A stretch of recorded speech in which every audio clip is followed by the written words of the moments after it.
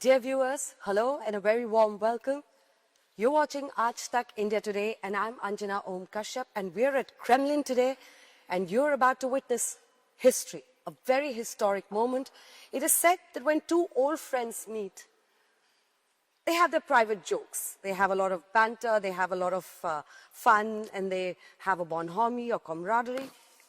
But the others in the room might feel a little uncomfortable. And why do I say this? I say this because as the president of the Russian Federation, Vladimir Putin, meets Prime Minister Narendra Modi in New Delhi, the world will be watching very, very closely. Vladimir Putin is undoubtedly one of the most influential politicians of the world whose decisions don't just affect Russia, but numerous nations across the world. He is a very compelling and enigmatic figure on the world stage. It just doesn't get more exciting than this. Well, that's right, Anjana. Hello and welcome. I'm Geeta Mohan.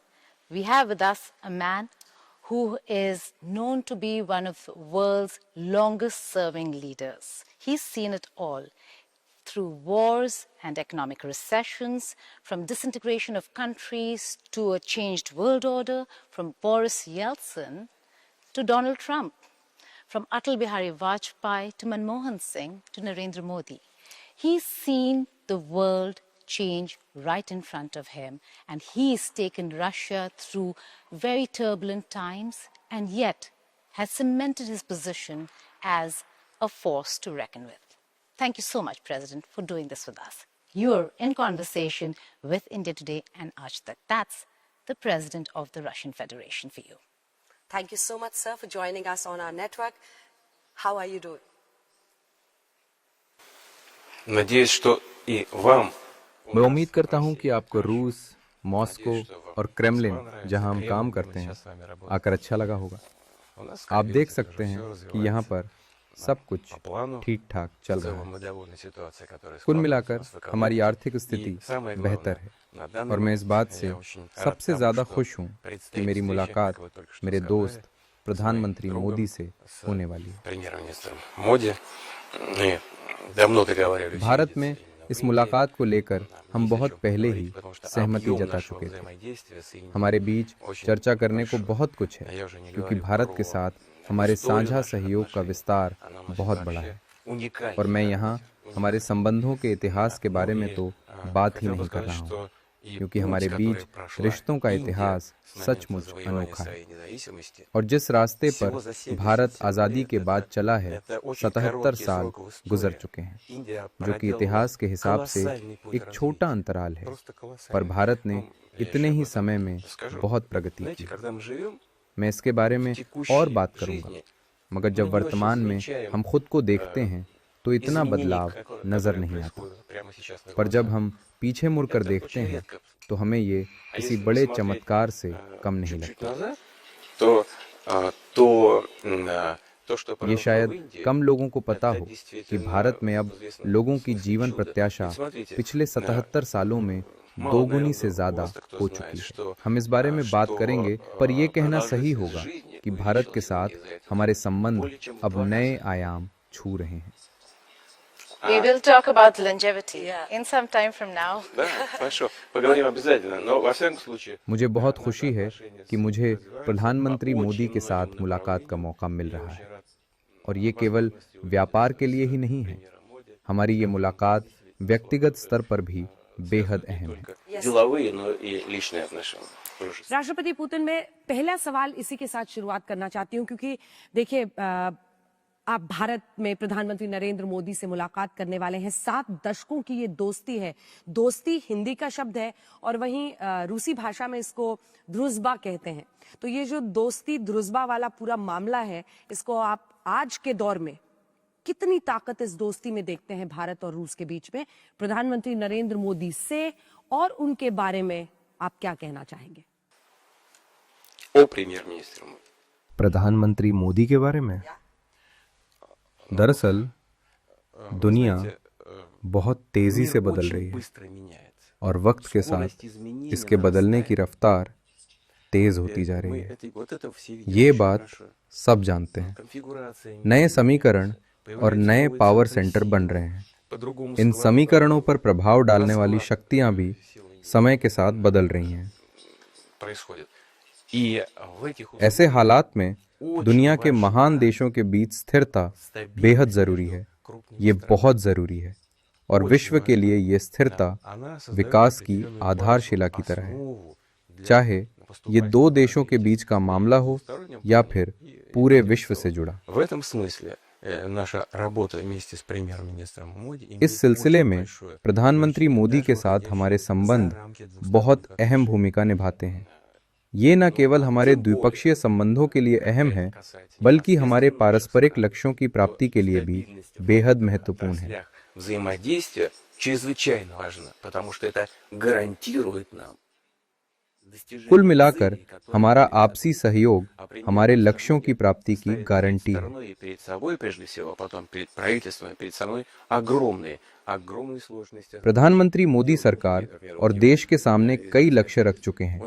Make in India project इस दिशा में एक बेहतरीन उदाहरण है। हम जब भी मिलते हैं वो हमेशा मुझसे कुछ न कुछ नया करने को लेकर बात करते हैं। उनकी सोच काम को लेकर बेहद व्यवहारिक है। Готов буду перечислить. Поэтому у нас очень много практических направлений взаимодействия. लेकिन इससे पहले कि आगे बढ़े, गीता, एक तस्वीर हम दिखाना चाहते हैं राष्ट्रपति जी आपको। और राष्ट्रपति पुतिन, इस तस्वीर में आप प्रधानमंत्री नरेंद्र मोदी के साथ कार में जा रहे हैं। अब ये फोटो खूब वायरल होता है, लोग वीडियो पे इसके खूब डिस्कशन करते हैं कि क्या हुआ, कैसे हुआ। अब आप चूंकि यहाँ बैठे हैं, आप ही बताइए, क्या ये पहले से आप लोगों ने तय किया हुआ था और क्या बात हुई गाड़ी में? Вы знаете, обсуждали हम दोनों के बीच सामयिक विषयों पर ही बातचीत हुई और इसे लेकर पहले से कोई तैयारी नहीं थी। हम दोनों बाहर निकले, सामने मुझे मेरी कार दिखाई दी तो मैंने उन्हें साथ चलने को कह दिया, वैसे ही जैसे दोस्तों के बीच होता है। इसमें इससे ज्यादा और कुछ भी नहीं था। रास्ते में हम दोनों ने बस आम दोस्तों की तरह बात की। हमारे पास हमेशा बातचीत करने को कुछ न कुछ जरूर होता है। हम लोग बातचीत में इतना व्यस्त हो गए कि बाद में ख्याल आया कि लोग हमारा इंतजार कर रहे होंगे। इसमें ऐसा कुछ खास नहीं था। आपके विजिट पर वापस आते हैं राष्ट्रपति पुतिन जी। ये बहुत ही इम्पोर्टेंट विजिट है, बहुत सारे अग्रीमेंट साइन होंगे, बहुत बातचीत होगी ट्रेड को लेकर, डिफेंस को लेकर, एनर्जी को लेकर। ऐसी क्या इम्पोर्टेंट चीज़ें हैं जिस पर आपका फोकस रहेगा और ऐसे क्या चीज़ें हैं जिसको आप चाहते हैं कि इस इम्पोर्टेंट विजिट में वो आउटकम डॉक्यूमेंट में नजर आए? पूरी दुनिया देख रही है। मुझे नहीं लगता कि इसमें कुछ खास है। भारत एक बहुत विशाल देश है। ये 150 करोड़ लोगों का देश है। ये एक विकासशील देश है जहां विकास की दर 7.7% है। ये प्रधानमंत्री मोदी की एक बड़ी उपलब्धि है। ये भारत के नागरिकों के लिए गौरव की बात है। ये सही है कि इसके बावजूद आलोचना करने वाले कह सकते हैं कि इससे बेहतर किया जा सकता था, पर परिणाम सबके सामने। आने वाले समय में हम भविष्य को लेकर कई अहम क्षेत्रों में सहकार्य के लिए तैयार हैं और उनमें से एक है हाई टेक्नोलॉजी। भारत और रूस स्पेस टेक्नोलॉजी, न्यूक्लियर टेक्नोलॉजी से लेकर शिप बिल्डिंग, एयरक्राफ्ट बिल्डिंग और भविष्य को ध्यान में रखते हुए कई महत्वपूर्ण क्षेत्रों में सहयोग कर रहे हैं। उदाहरण के तौर पर आर्टिफिशियल इंटेलिजेंस, हम इसे लेकर आगे और भी बात करेंगे, पर ये आज के दौर की वो टेक्नोलॉजी है जो आने वाला भविष्य तय करेगी। ये हमारी प्रगति को रफ्तार दे सकती है, पर यह भी सही है कि इसके साथ कई चुनौतियां भी हैं। हम प्रधानमंत्री मोदी के साथ मिलकर इन्हीं विषयों पर बात करेंगे और वो रास्ता चुनेंगे जो हमारे लिए इमर्ज्ड के समय में सबसे बेहतर हो। लेकिन कुछ तो अग्रीमेंट्स होंगे जिसके बारे में आप हमें बता सकते हैं? मुझे शायद इस बारे में अभी कुछ कहना नहीं चाहिए, क्योंकि इसकी घोषणा हम साझा तौर पर मेरी भारत यात्रा के दौरान करेंगे। तभी इन समझौतों पर औपचारिक हस्ताक्षर भी किए जाएंगे। अगर व्यापार की बात करें तो भारत और रूस दोनों पर अंतर्राष्ट्रीय स्तर पर खासा दबाव है। खास तौर अगर तेल की बात की जाए तो पश्चिम की ओर से पड़ रहे इस दबाव का सामना भारत और रूस मिलकर कैसे कर सकते हैं? документы, мы должны будем их окончательно утвердить. अच्छा चलिए ठीक है, अग्रीमेंट्स ना सही, जो अब ये विजिट हो रहा है ये बहुत सारे मुश्किलों में, बहुत सारे सैंक्शंस में घिरा हुआ विजिट है। आप भारत में होंगे और एक ऐसे वक्त पर जहां पर 25% एडिशनल टैरिफ्स लगा दिए हैं प्रेसिडेंट ट्रंप ने भारत पर, ये इस प्रेशर को भारत और रूस कैसे हैंडल कर सकता है? Дело в том, что आप जिस दबाव की बात कर रहे हैं वो दरअसल राजनीति का इस्तेमाल कर आर्थिक हितों को साधने की कोशिश है। политических инструментов в दूसरे शब्दों में कहें तो борьбе. भारत के साथ हमारे ऊर्जा सहयोग पर इस तरह के अल्पकालीन राजनीतिक दबाव का असर नहीं पड़ता। भारत के साथ हमारा ऊर्जा समझौता बहुत पुराना और भरोसे पर टिका है। इसका यूक्रेन में हुई घटनाओं से कोई संबंध नहीं है, बल्कि हमारी एक बड़ी तेल कंपनी ने भारत में एक तेल रिफाइनरी का अधिग्रहण किया है। ये किसी विदेशी कंपनी द्वारा भारतीय अर्थव्यवस्था में अब तक के सबसे बड़े निवेश में से एक है। यहाँ हमने 20 बिलियन यूएस डॉलर से ज्यादा का निवेश किया। Это была одна из самых крупных иностранных हमारी कंपनी अपने साझेदारों के साथ इस रिफाइनरी पर सफलतापूर्वक काम कर रही है। भारत मौजूदा दौर में यूरोप के बाजारों में बड़े स्तर पर तेल सप्लाई कर पा रहा है, क्योंकि वो हमसे सस्ती दरों पर तेल खरीद रहा है। Из года в год Индия стала одним из крупных поставщиков. लेकिन इसके पीछे हमारे दशकों पुराने संबंध हैं। अंतर्राष्ट्रीय स्तर पर यह बात बहुत से लोगों को चुभ रही है कि भारत रूस की मदद से तेल के बाजार का एक अग्रणी सप्लायर बन चुका है, और इसीलिए वो भारत को नए नए राजनीतिक हथकंडों से परेशान कर रहे हैं, उसके विकास के रास्ते में रोड़े अटका रहे हैं। По этим направлениям. Искусственно, по политическим соображениям начали закрывать эти возможности. राष्ट्रपति पुतिन, रक्षा के क्षेत्र में आज भी भारत सबसे बड़ा खरीदार है रूस में, 38% के आसपास की हिस्सेदारी है। मेरा प्रश्न आपसे यह है कि एक तरफ सैंक्शंस लगाए गए हैं, प्रतिबंध लगाए गए हैं पश्चिमी देशों की तरफ से, दूसरी तरफ तेल खरीदने की वजह से भारत पर टैरिफ्स लगा दिए गए हैं इतने। ऐसे में क्या आपको लगता है कि इस दबाव का असर डिफेंस के क्षेत्र में, रक्षा के क्षेत्र में खरीद पर पड़ेगा? क्या आप पीछे हटेंगे या और जोर के साथ, जिसको कहते हैं पुश हार्डर, आप और जोर के साथ रक्षा क्षेत्र में आगे बढ़ेंगे? Но мне кажется, что मैं समझता हूँ कि भारत से आज दुनिया का कोई भी देश वैसे बात नहीं कर सकता जैसे आज से 77 साल पहले किया करता था। английская колония. И с этим всем придется считаться. Ну и потом, भारत आज एक शक्तिशाली देश है, और वो पहले की तरह ब्रिटिश शासन के अधीन नहीं है, और ये बात सभी को समझनी होगी। खासतौर से प्रधानमंत्री मोदी की अगुवाई में भारत अब विदेशी दबाव में नहीं आने ни с वाला। кем не собираемся конфликтовать. Но мы просто работаем. भारत के लोग गर्व कर सकते हैं कि उनका प्रधानमंत्री किसी के दबाव में काम नहीं करता। साथ ही वो किसी के साथ टकराव का रास्ता भी नहीं अपनाते। दरअसल हम किसी के साथ भी टकराव नहीं चाहते, केवल अपने वैध हितों की रक्षा चाहते हैं। Можно переходить на наши हमारा 90% से ज्यादा लेन देन हमारी राष्ट्रीय मुद्रा में होता है। финансовые हालांकि बिचौलियों को लेकर थोड़ी समस्या आती है, पर इसके लिए हम साझा व्यवस्था बना सकते हैं, जहां रूस और भारत के बैंक बिना किसी रुकावट आपस में लेन देन कर सकें। हम इस पर लगातार काम कर रहे в हैं। конечном итоге сами сталкиваются с проблемами и убытками. एक बार ये व्यवस्था अमल में आ जाए तो व्यापार को लेकर बाहरी दबाव से जुड़ी सारी समस्याएं दूर हो जाएंगी। Прекратится эта практика давления извне. राष्ट्रपति पुतिन, इस सवाल के 3 हिस्से हैं।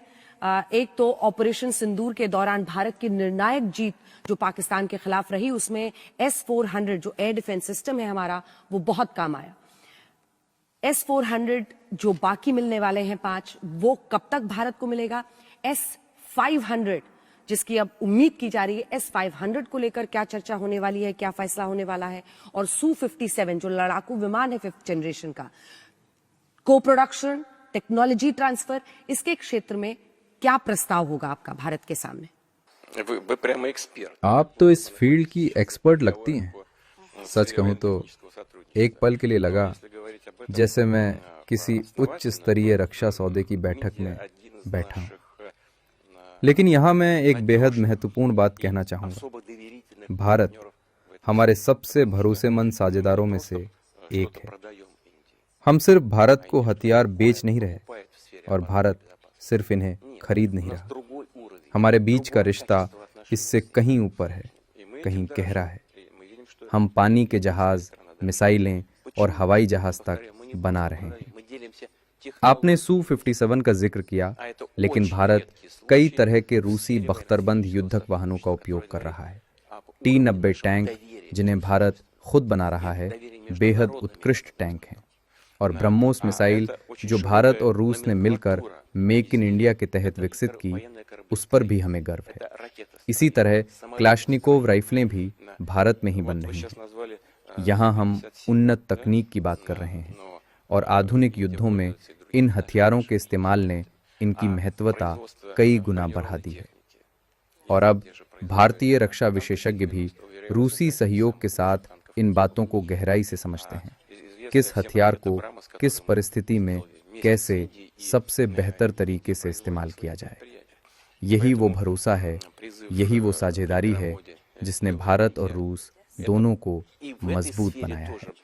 And the Kalashnikovs. क्लाशनिकोव एक बेहद महत्वपूर्ण हथियार है, लेकिन हम इसकी जितनी चर्चा करते हैं उतनी ही ये कहना भी सही है कि ये वाकई शानदार टेक्नोलॉजी है। कुछ हथियार ऐसे होते हैं जिनका युद्ध में वास्तविक इस्तेमाल होने के बाद उनकी वैल्यू, उनकी विश्वसनीयता कई गुना बढ़ जाती है। अब भारतीय सैन्य विशेषज्ञ, जिनके हमारी सेना से बेहद मजबूत और पुराने संबंध हैं, वो बहुत अच्छी तरह समझते हैं कि कौन सा हथियार किस परिस्थिति में सबसे श्रेष्ठ प्रदर्शन करता है, कब उसे तैनात करना चाहिए, कहाँ उसका उपयोग सबसे प्रभावी होगा। ये रणनीतिक समझ अत्यंत महत्वपूर्ण है और ये समझ सिर्फ एक तरफ से आने वाली नहीं है। भारत और रूस दोनों पक्ष इसे एक दूसरे के साथ साझा करते हैं। प्रेसिडेंट पुतिन, एक ऑयल के सवाल पे वापस जाना चाहूंगी, क्योंकि आपने स्ट्रेटेजिक ऑटोनॉमी की बात की अभी जब आप अंजना को जवाब दे रहे थे। तो ये स्ट्रेटेजिक ऑटोनॉमी बहुत ज़रूरी है। भारत दिखा रहा है, रूस ये बता रहा है कि हम अपने इंटरेस्ट को आगे रखेंगे। ऐसे में क्या भारत रूस के तेल का इनटेक कम कर रहा है?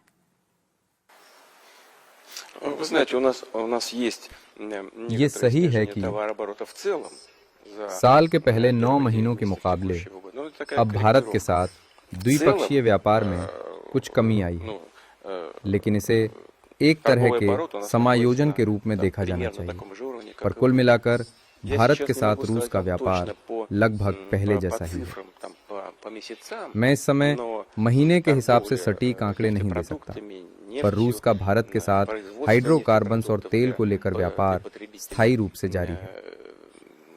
российской нефти в Индии идет абсолютно ритмично. Я знаю настроение. मैं इसे लेकर रूसी तेल कंपनियों और हितधारकों का मत अच्छी तरह जानता हूँ। वो मानते हैं कि उनके भारतीय साझेदार पूरी तरह से भरोसेमंद हैं। इस रिश्ते का एक और बहुत अहम जो एस्पेक्ट है वो न्यूक्लियर है। न्यूक्लियर कोऑपरेशन, रूस ऐसा देश रहा है जो सबसे आगे रहा है भारत के साथ न्यूक्लियर कोऑपरेशन के एग्रीमेंट साइन करने में या फिर फैसिलिटीज वहाँ पे प्लांट्स लगाने में। तो कोई इम्पोर्टेंट एग्रीमेंट, कोई इम्पोर्टेंट अनाउंसमेंट न्यूक्लियर फ्रंट पे हो सकता है? न्यूक्लियर अब बहुत ही सेंसिटिव मामला है अगर रूस की बात की जाए तो। हाँ, इसे लेकर हम जरूर घोषणा करने वाले हैं। ये सही है कि इस क्षेत्र में हम सबसे बड़े हितधारकों में से एक हैं। बल्कि हितधारक नहीं, हम परमाणु ऊर्जा प्लांट के क्षेत्र में आधुनिक और भरोसेमंद उपकरणों के दुनिया के सबसे बड़े निर्माता हैं। एक रूसी कंपनी ही इस क्षेत्र में दुनिया की सबसे अग्रणी कंपनी है। इस कंपनी अब तक विदेशों में 22 न्यूक्लियर रिएक्टर्स बना चुकी है और ये सभी बेहद उपयोगी साबित हुए हैं। Станция, известный объект, Кудам-Кулам, является одним из лидеров в этом отношении. कोई शक नहीं कि रूस दुनिया भर में छोटे न्यूक्लियर प्लांट्स बनाने में महारत रखता है। इनमें से कई रूस में पहले ही इस्तेमाल में हैं। Положительно. Есть новости, о которых вы сейчас спросили. А что, в чем они заключаются? Что это за новости? Но новости заключаются в अब том, बात что आती है Россия खबरों की जिनके बारे में आपने पूछा था। ये खबरें इस तथ्य पर आधारित हैं कि रूस शायद दुनिया का एकमात्र ऐसा देश है जिसके पास छोटे परमाणु बिजली संयंत्र बनाने की क्षमता भी है और उनका उपयोग का अनुभव भी। ये संयंत्र रूस में पहले से चल रहे हैं। इन्हें जमीन पर लगाया जा सकता है और समुद्र में तैरते हुए प्लांट के रूप में भी इस्तेमाल किया जा सकता है। ये एक बेहतरीन विकल्प है उन स्थानों के लिए जहां बड़ी बिजली परियोजनाएं बनाना मुश्किल होता है। बरसों लगने वाली ट्रांसमिशन लाइनों की जरूरत नहीं, कोई विशाल इंफ्रास्ट्रक्चर की बाधा नहीं। इन छोटे संयंत्रों को दूर दराज दुर्गम इलाकों में आसानी से स्थापित किया जा सकता है। А можно в каких-то труднодоступных регионах, в труднодоступных местах ставить небольшие атомные генерации. हम make in India, make with Russia की बात करते हैं प्रेसिडेंट पुतिन, लेकिन यहाँ पर इस कोलैबोरेशन, इस कोऑपरेशन को देखकर आपको क्या लगता है प्रेसिडेंट ट्रंप का रिएक्शन क्या होगा? Вы знаете, ни я, देखिए, ни премьер ना Моди, मैं, несмотря на то, что न प्रधानमंत्री मोदी किसी के दबाव में आते никогда, हैं। я хочу это подчеркнуть, хочу, чтобы हालांकि मैं ये भी साफ कर दूं कि हम अपना साझा काम कभी भी किसी के विरुद्ध नहीं करते। राष्ट्रपति ट्रंप की अपनी नीतियां और अपने सरोकार हैं और हमारे अपने। мы решаем свои हम किसी के खिलाफ नहीं हैं। а за себя रूस और भारत तो बस обеспечивая अपना свои साझा हित российские चाहते и हैं। российские. हम किसी को Но नुकसान никому पहुंचाना не вредим, नहीं наверное. चाहते। Поэтому думаю, что मुझे लगता है हमारी इस नीति की देशों को सराहना करनी चाहिए। पर राष्ट्रपति पुतिन, दिलचस्प बात तो ये है ना कि अगर आप प्रेसिडेंट डोनाल्ड ट्रंप को देखें, उन्होंने यहां तक कह दिया था कि भारत तो कच्चा तेल खरीद रहा है रूस से और वही फंड कर रहा है इस पूरे युद्ध को। आप डोनाल्ड ट्रंप, राष्ट्रपति डोनाल्ड ट्रंप को, उनके व्यक्तित्व को कैसे समझाएंगे? Вы знаете, я никогда не मैं कभी अपने सहयोगियों का चरित्र चित्रण नहीं करता, с тем, उनका भी с नहीं, кем работал раньше, जिन्होंने уж मेरे тем साथ более काम किया। действующим और лидерам खास तौर पर отдельных государств. राष्ट्राध्यक्षों का तो Оценки बिल्कुल должны नहीं। давать граждане, которые मेरे голосуют विचार за में того ये आकलन лидера, उस देश के नागरिकों को करना चाहिए Что कасается जिन्होंने उन्हें покупок वोट или देकर покупки सत्ता सौंपी। энергоносителей у России, जहां तक भारत की ओर से Индии, रूस से ऊर्जा संसाधनों की खरीद की बात है, तो मैं साफ कर दूं कि अमेरिका अब भी अपने न्यूक्लियर पावर प्लांट्स के लिए हमसे परमाणु ऊर्जा की खरीद करता это है। ведь тоже топливо. इनमें अमेरिका में चल रहे न्यूक्लियर पावर प्लांट्स के लिए यूरेनियम भी शामिल है। तो अगर अमेरिका खुद अपनी ऊर्जा ज़रूरतें रूस के जरिए पूरी करता है, तो फिर भारत की खरीद को लेकर उन्हें आपत्ति क्यों है? इस विषय पर गहन अध्ययन की जरूरत है और हम इसे लेकर राष्ट्रपति ट्रंप से चर्चा के लिए भी तैयार हैं। अगर देखा जाए तो ये पहले ऐसे बड़े रेयर प्रेसिडेंट होंगे जिन्होंने इस तरीके से रूस को एंगेज किया, लेकिन भारत के साथ ब्लो हॉट ब्लो कोल्ड रिश्ता रहा है। 25% टैरिफ डाल दिए हम पर। इस प्रेशर को आपको क्या लगता है किस तरफ और कहाँ जा रहा है ये, और कैसे भारत और रूस को इस प्रेशर को हैंडल करना चाहिए? Вы знаете, он проводит свою политику, полагая, и у него есть советник. ये उनकी अपनी नीति है। मुझे लगता है उनके सलाहकार ऐसा समझते हैं कि इस तरह से टैरिफ लगाने से अमेरिकी अर्थव्यवस्था को फायदा होगा। हालांकि हमारे आर्थिक मामलों के विशेषज्ञ मानते हैं कि इस तरह की नीति खतरनाक है। В конечном итоге приносит пользу экономике США. Он делает это искренне, я полагаю. पर आखिर में इस तरह की नीतियों को लेकर फैसला किसी भी देश को और उसके सर्वोच्च नेता को करना होता है। Это выбор самой страны и лидеров той или иной страны, какую हालांकि экономическую политику हमने ऐसा कभी नहीं किया, ना ही हम ऐसा करना चाहते हैं। हम एक खुली अर्थव्यवस्था में विश्वास करते हैं।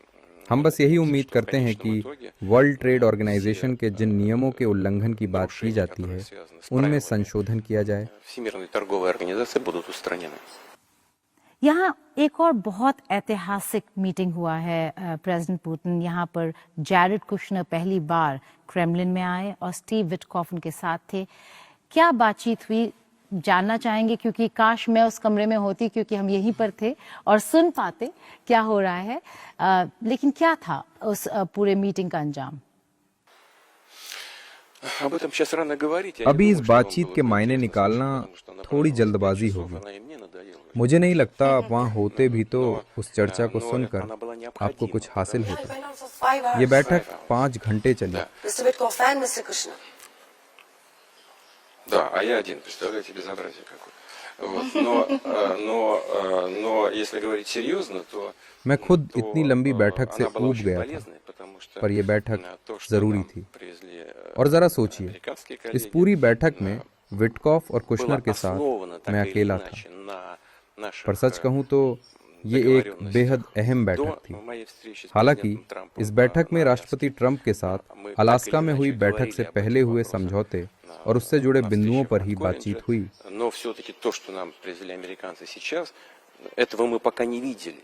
पर इस बार हमने एक एक बिंदु पर सिलसिलेवार बातचीत की, जो कुल मिलाकर काफी सार्थक रहा।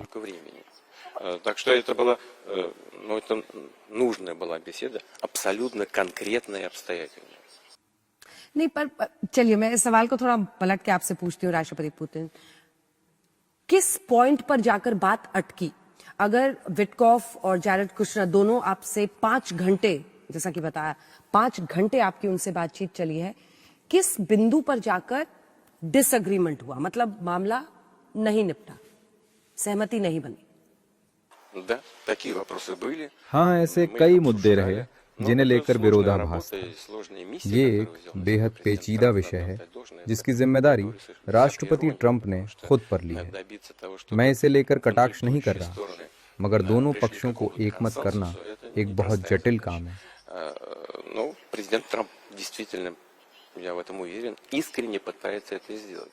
हालांकि मैं मानता हूं कि राष्ट्रपति ट्रंप सचमुच इसका हल चाहते हैं, और तभी हमने एक एक बिंदु पर सिलसिलेवार बात की, ऐसे हर मुद्दे पर जिसे लेकर हम सहमत या असहमत थे।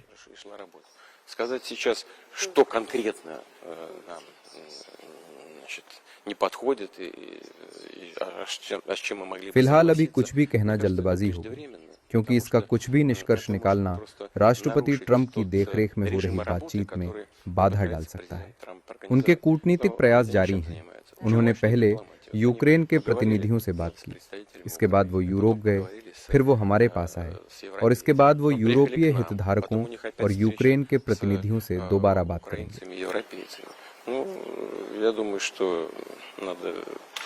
हाँ, हमारे बीच उसे लेकर भी चर्चा हुई। So you're saying the 28-point peace proposal is now not on the table, but there were leaked conversations. हालांकि बाद में उन्होंने उन 28 बिंदुओं को 27 में बदला, फिर उन्हीं को 4 पैकेजों में परिवर्तित कर उन पर चर्चा की। हालांकि वो पूरी तरह उन शुरुआती 28 बिंदुओं पर ही आधारित थे। पर राष्ट्रपति पुतिन, इससे पहले आपने मुलाकात की थी राष्ट्रपति डोनाल्ड ट्रंप से अलास्का में, जहां पर शांति समझौते को लेकर दावे हो रहे थे, और आपकी बातचीत क्या हुआ था अलास्का में, और कहां पर जाकर सहमति बनी, कहां नहीं बन पाई? हाँ, बिल्कुल ऐसा ही था। हमें एक एहसास था, बल्कि सिर्फ एहसास से भी ज्यादा। मुझे कोई शक नहीं था कि राष्ट्रपति ट्रंप की एक सच्ची इच्छा है। खैर, आइए इस बारे में बात न करें कि इसका कारण क्या है या किसने इस सच्ची इच्छा को प्रेरित किया, लेकिन यह निश्चित है कि वो मौजूद है। संयुक्त राज्य अमेरिका और राष्ट्रपति ट्रंप वास्तव में, उनके पास ये समझ है कि ये क्यों समाप्त होना चाहिए और जितनी जल्दी हो सके।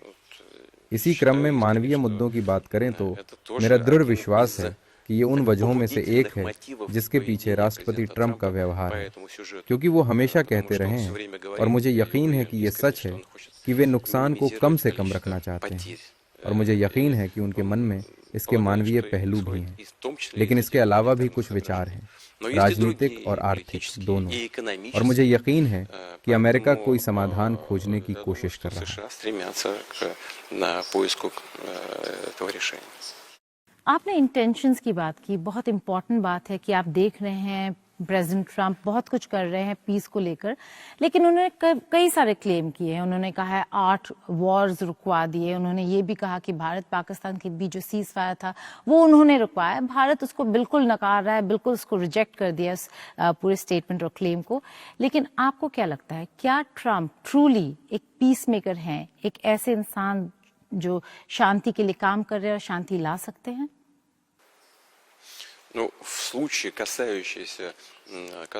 यूक्रेन को लेकर तो निश्चित रूप से मैं फिर से कह सकता हूं कि इसे लेकर मैं सकारात्मक हूं।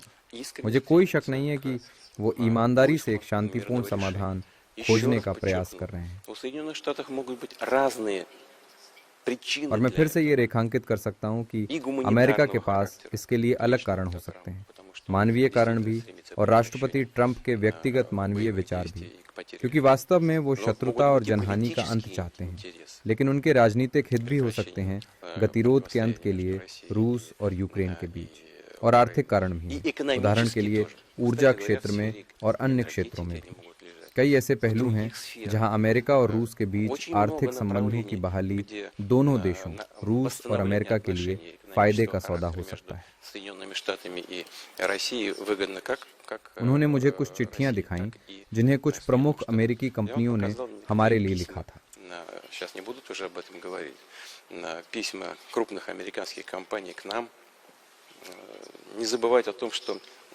Really? जी हाँ, वो चिट्ठियाँ जो अमेरिकी कंपनियों ने लिखी थी कि वो तैयार हैं वापस आने के लिए जब सभी मुद्दे समाप्त हो जाएं, और वो ऐसा करना चाहते हैं और उन्हें ना भुलाया जाए। इसमें इतना आश्चर्यजनक क्या है? आप इतने हैरान क्यों हैं? बहुत से लोग रूस वापस आना चाहते हैं, लेकिन ट्रंप के लिए उनका पक्ष रखना, कंपनियों की ओर से पक्ष रखने के लिए कंपनियों के पत्र लेकर आना तो बिल्कुल ही अलग मामला है। Индийское правительство правильно говорит, нам зачем уходить, если... But for Trump to make the bidding is what we were For stuck Trump at. to make the bidding, to come with companies, letters from companies, that's a different ball game altogether. I mean, to do the bidding. Нет, вы меня неправильно поняли. नहीं, आपने मुझे गलत समझा। हमारे पास अमेरिकी कंपनियों के पत्र हैं। हमारे पास सचमुच अमेरिकी कंपनियों के पत्र मौजूद हैं। लेकिन राष्ट्रपति पुतिन, अगर वाकई रूस और यूक्रेन के बीच में शांति होनी है, युद्ध खत्म होना है, तो एक समझौते की तरफ बढ़ना होगा। आपकी नजर में क्या वो बिंदु है जिन पर सहमति बन जाएगी, या जहां पर यूक्रेन मान जाएगा तब ये युद्ध समाप्त होगा? मतलब आपकी नजर में रशिया के लिए विजय क्या है, जीत क्या है? नहीं, पर इससे पहले आपने कहा भी है कि आप और मैं आपको कोट कर रही हूं, आपने ये कहा है कि जब तक ऐसे तमाम क्षेत्र जहां पर अब रूस का वर्चस्व है, वहां से कीव की सेना यानी यूक्रेन की सेना पीछे नहीं हट जाती है पूरी तरह से, तब तक युद्ध समाप्त नहीं होगा। क्या है इसका अर्थ? कौन से वो इलाके हैं सर जहां पर आप रूस का वर्चस्व चाहते हैं, उसका डोमिनेंस चाहते हैं, और मानते हैं कि अब वो यूक्रेन का हिस्सा नहीं होकर रूस का हिस्सा बन जाए? Вы знаете, дело не в победе, как вы сказали, а дело आप जानते हैं, जैसा कि आपने कहा, बात जीत की नहीं है, बात इस बात की है कि रूस अपनी रक्षा कर रहा है और करता हैगा। हमारे हितों की और उन लोगों की जो वहाँ रहते हैं, ये हमारी परंपरागत मूल्य, रूसी भाषा और संस्कृति की रक्षा की बात है। साथ ही ये धर्म और आस्था की भी रक्षा है जो सदियों से उन क्षेत्रों में मौजूद रही है। आप जानते हैं कि यूक्रेन में रूसी ऑर्थोडॉक्स चर्च को लगभग प्रतिबंधित कर दिया गया है। चर्चों में जबरन कब्जा किया गया और लोगों को वहां से निकाल दिया गया। मैं तो यहाँ रूसी भाषा पर प्रतिबंध की बात भी नहीं कर रहा। ये एक जटिल और व्यापक मुद्दों का समूह है। मैं आपको एक बार फिर याद दिलाना चाहता हूँ कि हम युद्ध शुरू करने वालों में से नहीं थे। पश्चिम ने यूक्रेन के साथ मिली भगत की और वहां तख्ता पलट को अंजाम दिया और उसके बाद यूक्रेन में घटनाएं हुई, खासकर दक्षिण पूर्व में और फिर डोनबास में। ये चर्चा में भी नहीं है। 8 साल, पूरे 8 साल हम शांतिपूर्ण तरीकों से इस मुद्दे को सुलझाने की कोशिश कर रहे थे। हमने इसे मिन्स्क समझौतों में शांतिपूर्ण सेटलमेंट के रूप में दर्ज किया, इस उम्मीद में कि इसे शांतिपूर्ण तरीके से हल किया जा सकेगा। बाद में हमें पता चला कि जो पश्चिमी नेता ये सार्वजनिक रूप से कहते थे, उन्होंने कभी भी मिन्स्क समझौतों को पूरा करने का इरादा नहीं रखा था। उन्होंने केवल इसलिए इसे साइन किया ताकि यूक्रेन को हथियार देने का मौका मिल सके और हमारे खिलाफ सशस्त्र संघर्ष जारी रखा जा सके। तो हमें 8 साल तक डोनबास में रहने वाले लोगों के मारे जाने के बाद, जिसकी याद पश्चिम में कोई नहीं रखता, पहले उन गणराज्यों को मान्यता देनी पड़ी और दूसरे उन्हें समर्थन देना पड़ा। और अब ये विशेष सैन्य अभियान युद्ध की शुरुआत नहीं है, ये उस युद्ध को समाप्त करने का प्रयास है जो पश्चिम ने यूक्रेनी राष्ट्रवादियों के हाथों हमारे खिलाफ शुरू किया था। यही असलियत है, यही विवाद की जड़ है। और हम इस युद्ध को तब खत्म करेंगे जब हम तय करेंगे कि हमने वो लक्ष्य हासिल कर लिए हैं जो हमने विशेष सैन्य अभियान की शुरुआत में निर्धारित किए थे, उन क्षेत्रों को मुक्त करने के लिए। So what is that goal? What is the end game for Vladimir Putin in Ukraine? Так я же сказал. Мы признали вот эти... Послушайте. देखिए, 8 साल तक हमने उन खुद को स्वतंत्र घोषित करने वाली गणराज्यों को मान्यता नहीं दी। 8 साल तक उन्होंने अपनी आज़ादी का ऐलान किया हुआ था और हम कोशिश करते रहे कि यूक्रेन के बाकी हिस्सों और इन गणराज्यों के बीच कोई रिश्ते बन सके। फिर हमें समझ आया कि ये मुमकिन ही नहीं है, उन्हें तो बस खत्म किया जा रहा था। तभी हमें मजबूर होकर उन्हें मान्यता देनी पड़ी और सिर्फ कुछ हिस्सों को नहीं, बल्कि उनकी वही प्रशासनिक सीमाएं माननी पड़ी जो सोवियत काल में थी और बाद में स्वतंत्र यूक्रेन बनने के बाद भी थी। फिर वहां के लोग मतदाता रेफरेंडम में गए और उन्होंने मतदान किया कि वहां से सेना हटाई जाए और कोई भी सैन्य कार्रवाई ना की जाए, लेकिन उन्होंने युद्ध को ही चुना और अब मामला साफ हो गया है। और बात एक ही चीज पर आकर टिकती है, या तो हम सैन्य कार्रवाई के जरिए उन क्षेत्रों को मुक्त करें या फिर यूक्रेनी सेना वहां से हट जाए, उन इलाकों को छोड़ दे और वहां के लोगों की हत्या करना बंद करे। Либо украинские войска, в конце концов, покинут эти территории и прекратят там убивать людей. लेकिन देखिए राष्ट्रपति पुतिन, मैं आप ही को कोट करना चाहती हूँ। वो तारीख थी 8 मार्च की, साल था 2014, जब क्राइमिया के एनेक्सेशन के बाद आप फेडरेशन काउंसिल को एड्रेस कर रहे थे और आपने कहा Kyiv is the mother of all Russian cities, यानी कीव सभी रूसी जो शहर हैं उनकी माँ के समान है। इसका क्या मतलब है, क्या अर्थ है? Вы знаете, здесь я ничего от себя не придумал. Так говорили исторически. आप जानते हैं, मैंने कभी कुछ भी ऐसा आविष्कार नहीं किया जो ऐतिहासिक हो। रूसी राज्य शुरू में अलग अलग सेंटर से बना था। पहली राजधानी ऐतिहासिक डेटा के अनुसार उत्तर पश्चिम में नोवगोरोड शहर के आसपास स्थित थी। बाद में राज्य की राजधानी डेलिकेट शहर में चली गई और बाद में कीव में।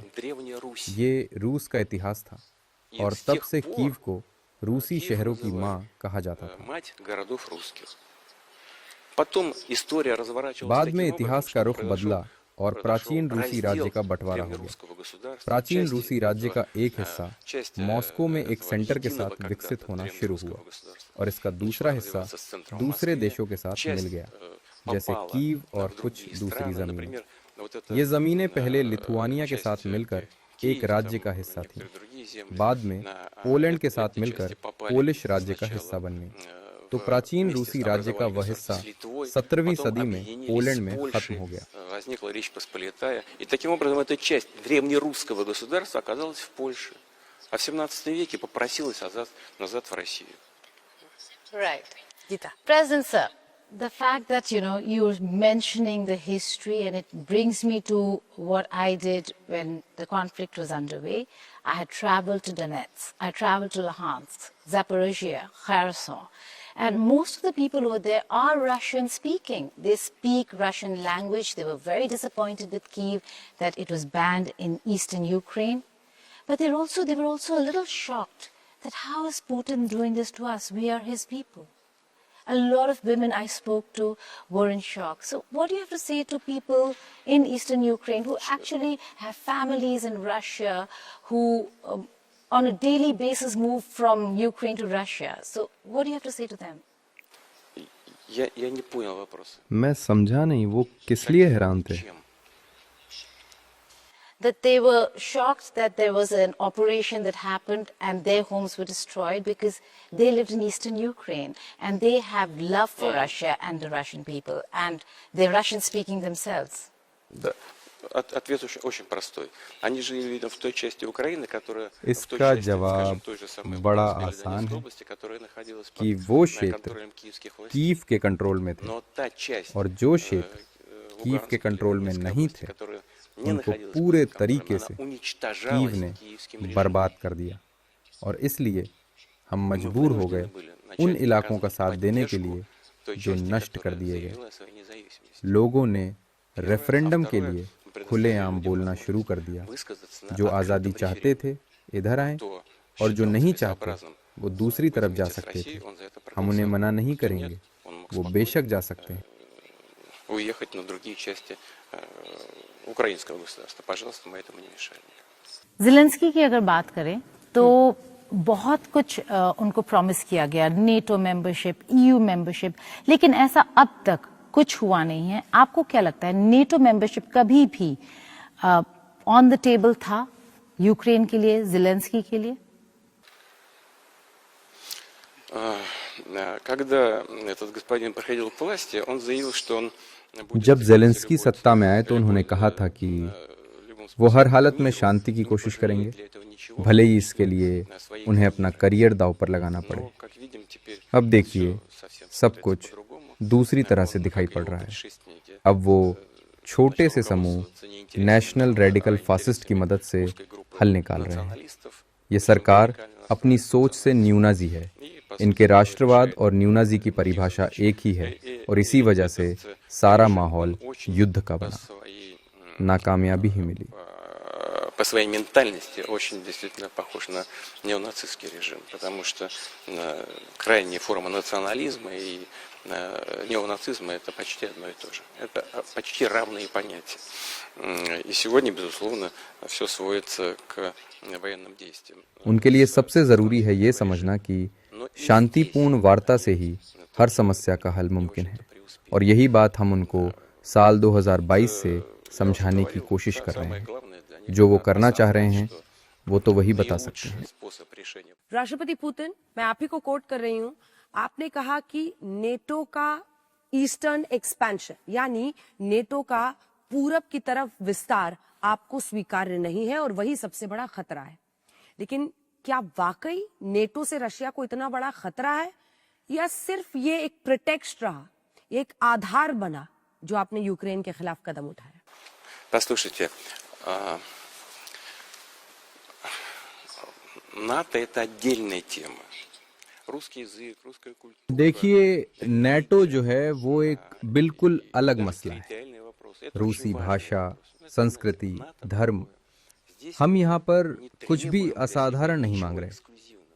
रूसी संस्कृति, रूसी भाषा, धर्म और यहाँ तक कि क्षेत्रीय सवाल, ये सभी महत्वपूर्ण हैं। लेकिन ये सब एक अलग श्रेणी की बातें हैं, जबकि नेटो पूरी तरह से दूसरी ही चीज है। हम कोई अनोखी, कोई अभूतपूर्व मांग नहीं कर रहे। एक मूल सिद्धांत है, किसी भी देश की सुरक्षा दूसरे देश की सुरक्षा का उल्लंघन करके नहीं हो सकती। ये सिर्फ किताबों में लिखी लाइन नहीं है। अगर सुनने में कठिन लगे तो मैं इसे बहुत सरल भाषा में कहूंगा। यूक्रेन समेत हर देश को अधिकार है कि अपनी सुरक्षा कैसे करनी है वो स्वयं तय करे। हम इस अधिकार को यूक्रेन से छीन नहीं रहे। लेकिन बात यह है कि यूक्रेन की सुरक्षा रूस की सुरक्षा की कीमत पर नहीं होनी चाहिए। यूक्रेन सोचता है कि नेटो में शामिल होना उसके लिए अच्छा है, पर हम कहते हैं कि अगर ऐसा हुआ तो ये कदम रूस की सुरक्षा के लिए प्रत्यक्ष खतरा होगा। इसलिए जरूरत है एक ऐसा तरीका खोजने की जिसमें आपकी सुरक्षा भी बनी रहे और हमारी सुरक्षा खतरे में ना पड़े। हम कोई नई मांग नहीं कर रहे, हम बस इतना कह रहे हैं कि जो वादे हमें किए गए थे उन्हें बस पूरा किया जाए। ये कोई कल उठाया गया मुद्दा नहीं है। ये तो तब तय हुआ था जब मैं सत्ता में भी नहीं था। उन्होंने खुद कहा था 1 इंच भी पूर्व की ओर विस्तार नहीं होगा, लेकिन उसके बाद भी नेटो ने कई बार विस्तार किया और अब वे यूक्रेन को भी नेटो में शामिल करने की कवायद में थे। यही कारण है कि असंतोष पैदा हुआ, क्योंकि नेटो एक सैन्य गठबंधन है और उसका आर्टिकल 5 आज भी उतना ही प्रभावी है, लेकिन कोई हमारी सुरक्षा चिंताओं को गंभीरता से नहीं लेता।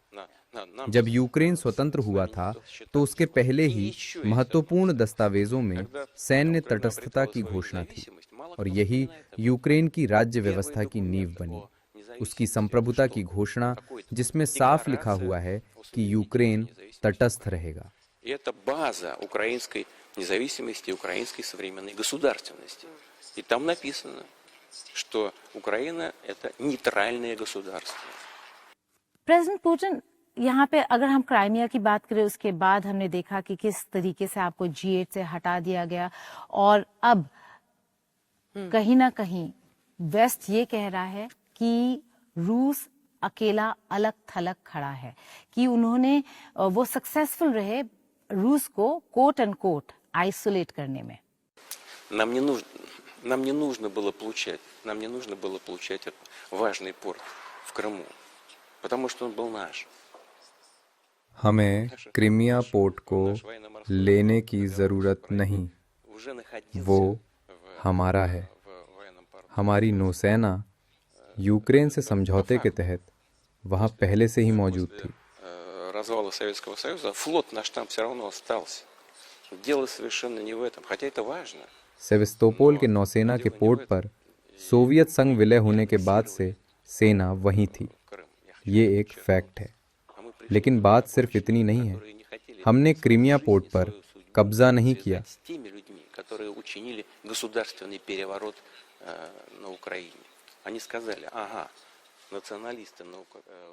हम उन लोगों की मदद के लिए आगे बढ़े जो कि अपने भविष्य को इनके हाथों में छोड़ चुके थे। Независимой Украины после развала Советского Союза. Да, так исторически сложилось. Ну хорошо, ладно, теперь будем так жить. Но мы исходим из того, что мы живем в демократическом. उनका मानना था जब सोवियत संघ का विलय हुआ तो उनकी मर्जी नहीं पूछी गई, पर अब लोकतांत्रिक प्रक्रिया अपनाने के बाद उन्हें ये मंजूर नहीं था। Мы не хотим так жить. И возникла угроза не просто давление, а расправы над Крымчаном. और किसी को लगता है कि रूस कुछ और करेगा तो ये गलत है। रूस हमेशा अपनी भलाई की रक्षा करेगा। Иначе, то глубоко заблуждаются. Мы всегда будем защищать свои интересы и своих людей. कई सारे रिपोर्ट्स आ रहे हैं प्रेसिडेंट पुतिन कि रूस G8 में वापस जुड़ना चाहता है, ऐसा हो रहा है? नहीं, आप ये बहुत दिलचस्प जवाब आप दे रहे हैं। मतलब इसकी कल्पना करना मुश्किल है कि आप खुल के कह रहे हैं कि आपको G8 में कोई इंटरेस्ट नहीं है। मतलब G7 से वापस G8 बने और आपको हिस्सेदारी मिले। Да. Дело вот в чем. Дело в том, что я когда-то так случилось, я сейчас не буду вдаваться в детали. ये एक दिलचस्प टिप्पणी है और आप सही कह रहे हैं। मैं इस विषय पर बिल्कुल स्पष्ट हूँ। देखिए, सच बात यह है कि मैं इन बैठकों में जाना बहुत पहले ही बंद कर चुका था। ये पहली बात है। दूसरी बात, मैं सच में नहीं समझ पाता कि G7 देश खुद को G7 क्यों कहते हैं। G यानी ग्रेट, यानी बड़े। लेकिन जरा सोचिए, आज भारत क्रय शक्ति के आधार पर दुनिया की तीसरी सबसे बड़ी अर्थव्यवस्था है। तो फिर क्षमता के लिहाज से यूके या कुछ और देशों की स्थिति क्या है? मुझे ये थोड़ा विचित्र लगता है। लेकिन ठीक है, उनका अधिकार है खुद को जो कहना चाहे। हाँ, इन देशों की अर्थव्यवस्थाएं हाईटेक हैं, उनकी नींव मजबूत है, ये बिल्कुल सही है। लेकिन इसके बावजूद वैश्विक अर्थव्यवस्था में उनकी हिस्सेदारी लगातार घट रही है और ये रुझान आगे भी जारी रहेगा, क्योंकि ये उनकी सरकारों की गलत नीतियों का प्रत्यक्ष परिणाम है। जैसे जर्मनी को देखिए, 3 साल से मंदी में है। फ्रांस कठिन हालात में है, मंदी के बिल्कुल करीब, और यही स्थिति कई अन्य प्रमुख अर्थव्यवस्थाओं की भी है। लेकिन ये भी सच है कि G7 अभी भी एक महत्वपूर्ण मंच है। वो काम करते हैं, चर्चा करते हैं, फैसले लेते हैं। उन्हें शुभकामनाएं, उनका भला ही हो।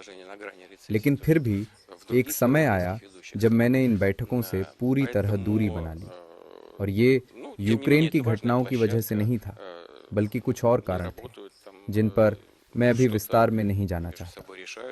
खैर, हम अपने अमेरिकी साझेदारों को इस बारे में पहले ही बता चुके हैं। हाँ, उस बैठक में भी हमने इस मुद्दे का जिक्र किया था, विशेष तौर पर मिस्टर मेटकाफ के साथ हुई चर्चा में, क्योंकि ये वास्तव में एक बहुत महत्वपूर्ण विषय था। Проинформировали американских наших партнеров об этом. Sir, You but informed them interestingly- in this meeting, during this meeting. Ну, и на этой тоже. Wow. with Mr. Witkoff. Да, ну, हाँ, पहले भी दी और इस बार भी दी। Oh, that's a very important aspect to it. But you have visited China. вы так думаете? आपको Я ऐसा не लगता думаю, है? так важно, но- मुझे ऐसा नहीं लगता कि ये अहम है। मतलब आप ये कह रहे हैं कि जो आपकी स्टीव विटकॉफ और जैरेड कुशनर से मुलाकात हुई, जो कि 5 घंटे चली, उसमें आपके सामने ये प्रपोजल आया था कि G8 फिर से हो जाए और आप उसमें शामिल हो जाए, और आपने इससे इनकार कर दिया कि आपको इसमें रुचि नहीं है, इंटरेस्ट नहीं है? Просто возникла эта тема сама по себе. И я объяснил господину Виткофу, почему я в свое время नहीं, ये विषय बस सामने आ गया। посещать эти देखिए, मैंने स्टीव विटकॉफ को समझाया कि मैंने पहले G8 की बैठकों में जाना क्यों बंद किया। सच कहूं तो कोई प्रस्ताव ही नहीं आया, बल्कि जब ये विषय आया तो मुझे वो समय याद आया जब मैंने वहां जाना बंद किया था। वो 2012 का समय था, रूस में राष्ट्रपति चुनाव के बाद। फिर मैं एक बार कुछ समय के लिए गया और फिर उसके बाद नहीं गया। हाँ, ये एक प्लेटफॉर्म है, ठीक है, इसे काम करने दीजिए, लेकिन आप जानते हैं दूसरे बड़े संगठन भी सामने आ रहे हैं, जैसे ब्रिक्स, SCO और G20 अभी भी सक्रिय हैं, और हम इन सभी प्लेटफॉर्म्स में हिस्सा ले रहे हैं। हमें इसके खिलाफ कोई आपत्ति नहीं। लेकिन अब दूसरे पहलू को देखें। रूस और यूरोपीय संघ के बीच वर्तमान संबंधों की स्थिति क्या है? ये सामान्य नहीं है। तो सोचिए, अगर मैं G8 जाऊं तो मैं G8 के सदस्यों से कैसे बात करूं? अगर वे मुझसे बात करना ही नहीं चाहते, वहां मैं क्या करूं? खैर, हम शायद इस पर बाद में बात करेंगे। Ну, хотят, ну, мы, пожалуйста, мы еще поговорим на эту тему. ठीक है, आपकी बात मानते हैं, और कई मुद्दों पर आपने तमाम अन्य संगठनों के और जो पश्चिमी वर्ल्ड ऑर्डर चल रहा है, जिसमें वर्चस्व है पश्चिमी देशों का, आप कह रहे हैं कि उसमें हमको हिस्सा ही नहीं लेना है, उसमें मुझे जाना ही नहीं है। मैं वहां पर सार्थक तरीके से जाना चाहता हूं जहां पर महत्व है। ऐसे में मेरा सवाल आपसे यह है कि फिर इसका ऑल्टरनेट, इसका विकल्प है क्या? रिक्स है, ब्रिक्स है, ग्लोबल साउथ है, SCO है, क्या है? Вы спросили, меняется ли мир. Знаете, формируется ли новый порядок. Мир меняется постоянно. आपने पूछा कि क्या दुनिया बदल रही है, क्या एक नया वर्ल्ड ऑर्डर बन रहा है? देखिए, बात यह है कि दुनिया हमेशा बदलती रहती है, सब कुछ बदल जाता है, लेकिन आजकल बदलाव की गति बहुत तेज हो गई है और हम इसे महसूस कर सकते हैं, देख सकते हैं। Прежде всего происходят глобальные процессы экономического характера. मैंने पहले भी इस बात का जिक्र किया था। असल में हम वैश्विक आर्थिक बदलाव और हलचल के गवाह हैं। ये बदलाव यूक्रेन या अन्य संघर्ष क्षेत्रों से संबंधित नहीं है। इसके बारे में हम एक और घंटा बात कर सकते हैं और मुझे इससे खुशी होगी, लेकिन शायद आपके दर्शक हमारी इस चर्चा से ऊब जाएं। Они будут утомлены нашими рассуждениями на этот счет.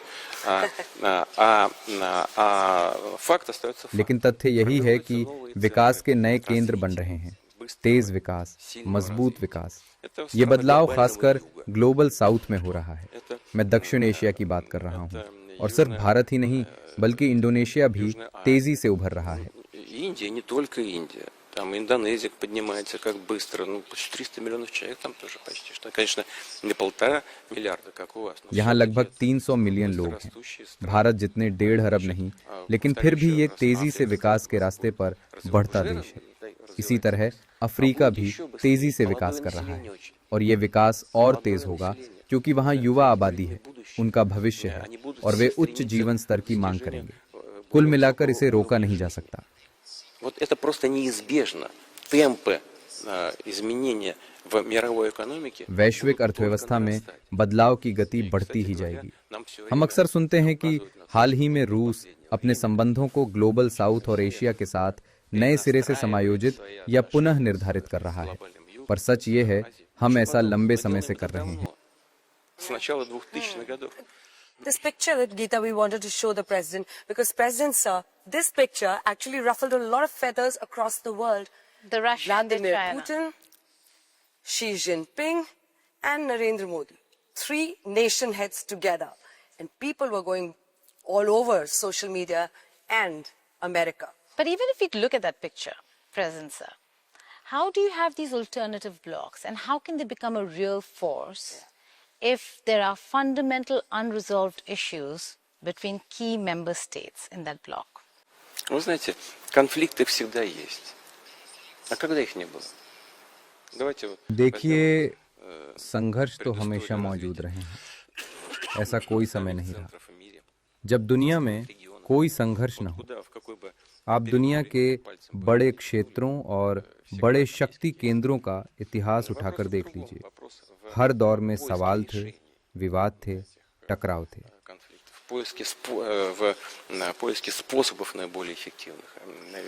सबसे महत्वपूर्ण बात यह है कि आप इन संघर्षों का समाधान कैसे ढूंढते हैं। इन चुनौतियों से निपटने का सबसे असरदार तरीका क्या है, ये कैसे तय किया जाता है। Что нас объединяют действительно ценности, связанные с нашими традиционными. अब ब्रिक्स और शंघाई सहयोग संगठन जैसे बड़े समूहों को ही ले लीजिए। इन संगठनों के भीतर हमारे बीच एक साझा समझ है कि हमें साथ क्या लाता है, और वो हैं हमारे मूल्य, हमारी पारंपरिक मूल्य व्यवस्था, जिनके आधार पर हमारी सभ्यताएं अगर हजारों नहीं तो सैकड़ों सालों से टिकी हुई हैं।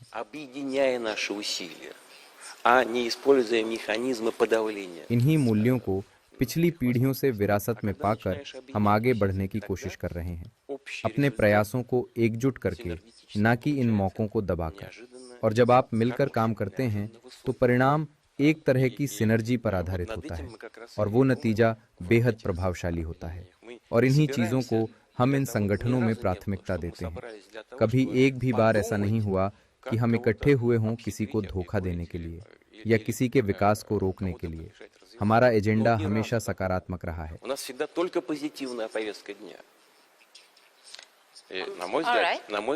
प्रेसिडेंट पुतिन, बहुत इम्पोर्टेंट है अगर आप अल्टरनेटिव ब्लॉक्स बना रहे हैं तो वहाँ पे इकोनॉमिक स्टेबिलिटी दिखाना। इस इकोनॉमिक स्टेबिलिटी में क्या हम रूबल की बात कर सकते हैं, ब्रिक्स करेंसी की बात कर सकते हैं? क्या वो विकल्प है जिससे आप देखेंगे कि ये पूरा जो ग्लोबल साउथ है वेस्ट से दूर होता हुआ लेकिन फिर भी स्ट्रांग होता हुआ नजर आए? और इसी में मैं जोड़ना चाहूंगी गीता की डी डॉलराइजेशन, यानी डॉलर पर निर्भरता को कम करने के लिए क्या एक करेंसी पर सहमति बनती हुई दिख रही है आपको? Вы знаете, никуда не надо спешить. Спеши медленно. И тогда не будешь совершать каких-то грубых ошибок. हमें जल्दबाजी नहीं करनी चाहिए। कई बार बड़ी गलती हो जाती है। आप यूरोप को देखें, वहाँ अमेरिकी सिस्टम है। Тому, чтобы привязаться к одной сильной валюте. И у них возникли проблемы с регулированием ряда вопросов. कई देश ऐसे हैं जिनका आर्थिक तंत्र एकल मुद्रा व्यवस्था के लिए तैयार नहीं है। तो समस्या यही है, हम इसे दुरुस्त कर रहे हैं। проблемы в социальной сфере, возникают проблемы с бюджетом. У нас нет сейчас такой цели, скажем, जैसा कि आप जानते हैं कि अपनी मुद्रा में हम आसानी से कारोबार नहीं कर सकते। क्यों? क्योंकि एकल मुद्रा व्यवस्था है। हमारा लक्ष्य एकल मुद्रा व्यवस्था विकसित करना नहीं है। हम जो करने जा रहे हैं उसे बहुत सावधानी और समझदारी से करना होगा। надо шире использовать возможности нового банка развития БРИКС. Так, вот мы, например, предлагаем создать हमें अपनी मुद्रा का इस्तेमाल करना चाहिए और ब्रिक्स न्यू डेवलपमेंट बैंक का इस्तेमाल व्यापक स्तर पर करना चाहिए। उदाहरण के तौर पर अपनी अर्थव्यवस्था और ग्लोबल साउथ के विकास के लिए हम एक निवेश प्लेटफॉर्म बनाएं जो कारोबार के लिए इलेक्ट्रॉनिक पेमेंट का इस्तेमाल करे और शुरुआती तौर पर उसकी क्षमता $100 बिलियन की हो। Полагаю, что это может быть очень интересно, потому что это вложения, которые могут помогать и развитию стран реципиентов. मैं ये मानकर चल रहा हूँ कि ये बहुत शानदार होने वाला है।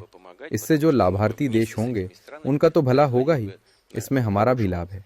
हम सस्ते दामों में उच्च गुणवत्ता के सामान बना सकते हैं।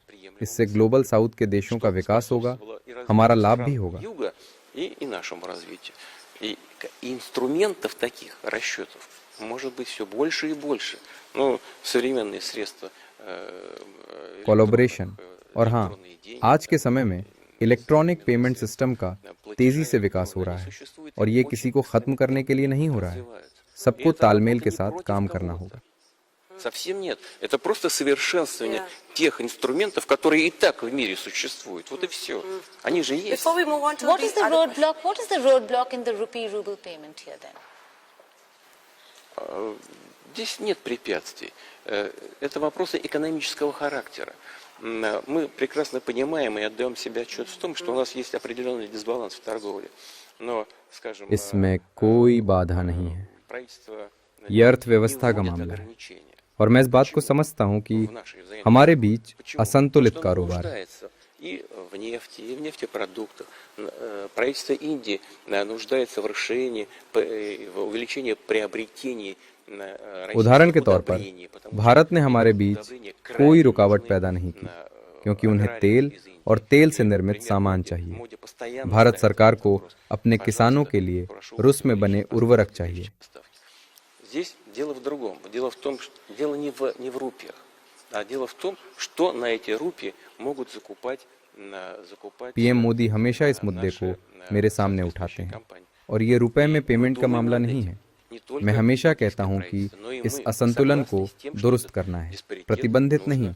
हमारे कारोबार से दोनों देशों को फायदा हो, किसी एक को नहीं। Таких сфер деятельности, которые были бы выгодны и Индии, и нам.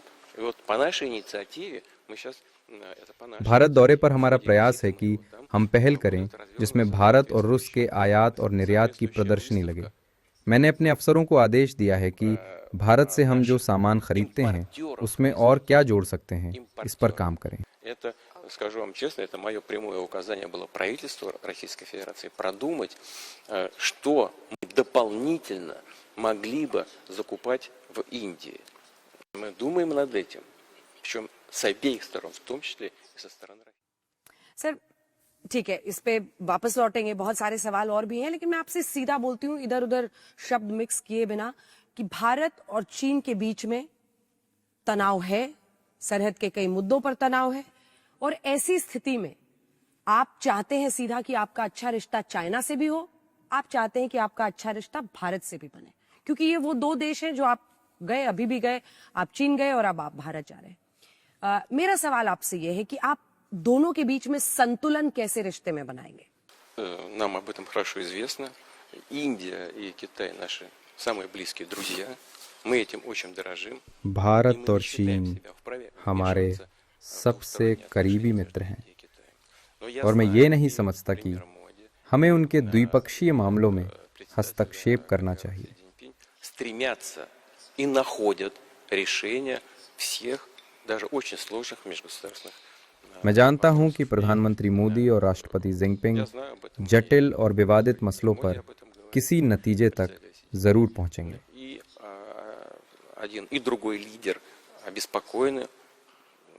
दोनों देशों के बीच जो तनाव है उससे दोनों नेता चिंतित हैं। वो समस्या का समाधान भी करना चाहते हैं, प्रयास कर भी रहे हैं, नतीजे पर भी पहुंचेंगे। मैं उन दोनों के लिए बहुत खुश हूँ। मैं नहीं समझता कि मुझे हस्तक्षेप करना चाहिए। ये द्विपक्षीय मामले हैं।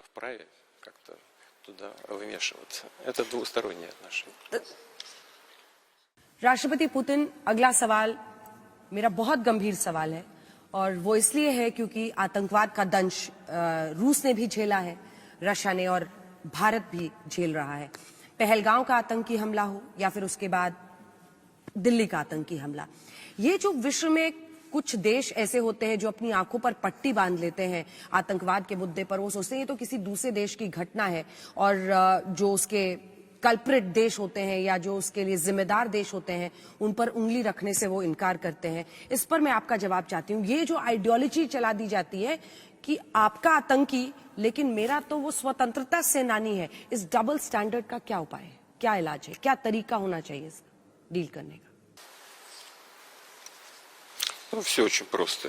Значит, терроризм, за свободу надо бороться легальными средствами. Все, что связано с бандитскими средствами, с нанесением... ये बहुत आसान है। Не может быть... आज़ादी के लिए लड़ना हो तो कानूनी तरीकों से लड़ो। हमारा तो यही मानना है कि आतंकियों का समर्थन नहीं किया जा सकता। जैसा आपने कहा, रूस भी आतंकवाद पीड़ित रहा है।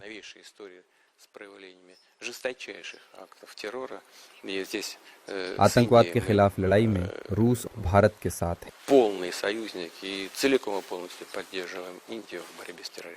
जब हम नेबरहुड की बात कर ही रहे हैं तो एक और बहुत इम्पोर्टेंट देश है अफगानिस्तान, और रूस एक ऐसा देश है जिसने तालिबान को रिकॉग्नाइज किया है, उसको एक सरकार होने की जगह दी है। ऐसा क्यों, जब सारी दुनिया देख रही है कि वहाँ पे अभी भी औरतों को इक्वल राइट्स और हक नहीं मिलते हैं, और हम उस लड़ाई में देखते हैं कि बहुत सारे देश लगे हुए हैं, लेकिन फिर भी आपने डिसाइड किया कि तालिबान को रिकॉग्नाइज करना चाहिए, क्यों?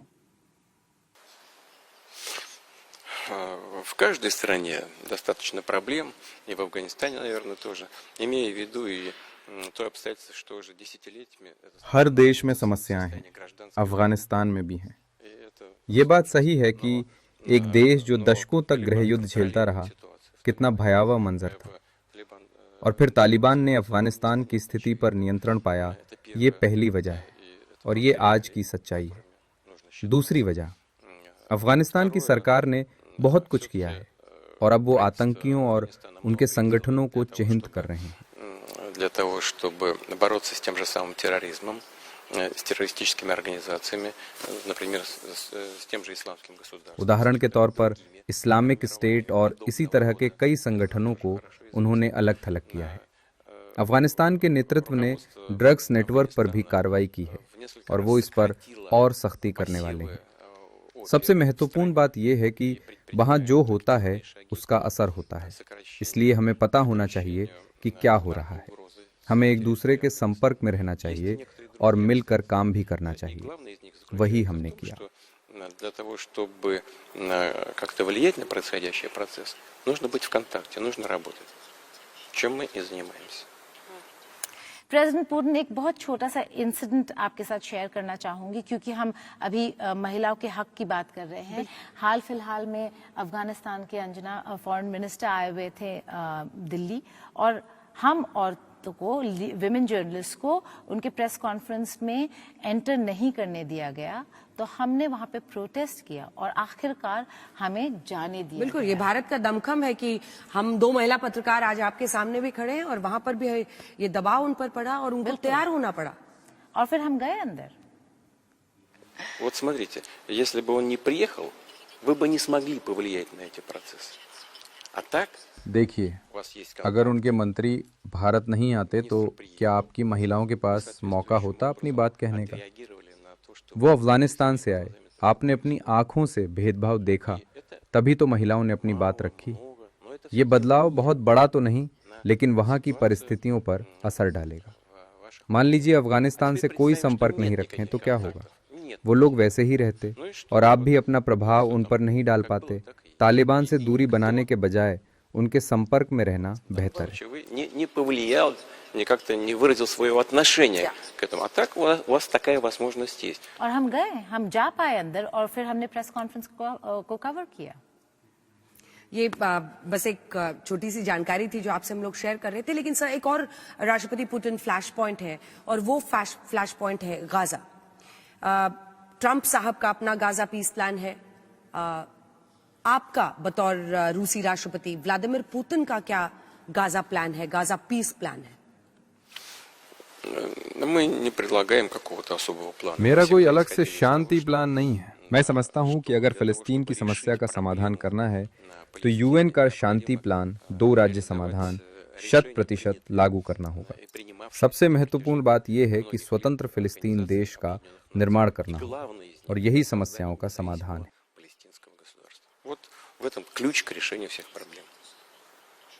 और अगर गाजा और इजराइल और पैलेस्टाइन की ही बात करें तो हमने देखा है कि इस दौर में जो अरब देश हैं वो फिलिस्तीन के साथ वैसे नहीं खड़े हुए जिस तरीके से आपके ही एलाय, आपके ही जो दोस्त हैं ईरान खड़ा हुआ। ऐसा क्यों? ये क्या चेंज वर्ल्ड ऑर्डर है जो हम कभी सोच भी नहीं सकते थे, जहां ईरान इजराइल और वेस्ट से लड़ रहा है फिलिस्तीन के लिए और अरब देश उतने स्ट्रांगली आगे खड़े होकर फिलिस्तीन के हक के लिए नहीं लड़ रहे। Вы знаете, каждая из этих стран по-своему болеет, переживает за Палестину, за палестинский народ. आप जानते हैं कि ये सभी देश फिलिस्तीन को लेकर चिंतित हैं।